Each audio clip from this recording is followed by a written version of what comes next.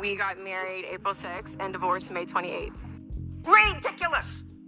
Not normal. Not normal. So you're divorced? Yes. But there is a 90-day waiting period in Islam where it's basically you have 90 days to see if you're pregnant, because then he would be responsible, right? That makes sense. And then also in those 90 days, it's for reconciliation, because Allah wants you to stay married.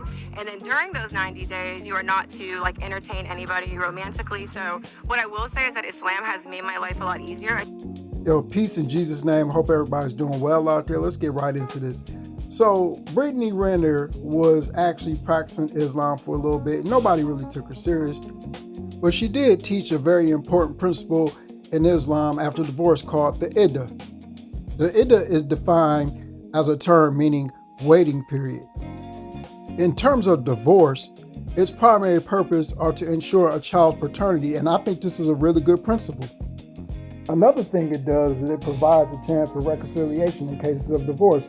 Sometimes people jump the gun and they want to move on too fast. Well, if you have a little waiting period before the divorce actually happens, you can make sure that the baby is actually the husband's and you might reconcile. In cases of fatalities where a husband might die, this gives a chance for a woman to mourn and reflect on what she wants to do moving forward and collect her thoughts and collect her emotions and get herself together. I come across this website, guys, and it talks about the category of women who qualify for the Iddah. And obviously, again, this is for women who have consummated their marriage. And it was very disturbing to read that one category of women is not even a real woman, it's a child. It says if she does not menstruate due to young age or menopause. This is one of the category of female that qualify for Iddah. One who has never had a menstrual cycle. That's the most ridiculous thing I ever heard.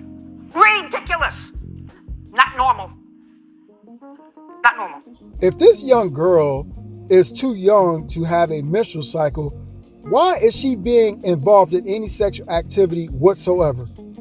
This is absolutely not normal. And if you look at Islam, the way it depicts heaven, the way they treat their women, the way that they allow these sort of things to happen with young girls, this is nothing but a sex cult. Point blank, period, end of story. This is yet more evidence that Islam is false. This is yet more evidence that the Quran is false. This is more evidence that Muhammad is a false prophet. Anybody, any adult, male or female that will accept this, something is wrong with your heart. Something is wrong with your mind. I'm not a self-righteous man. I have sinned and I repented from my sin. And I invite you to the gospel of Jesus Christ, because only Christ can set you free.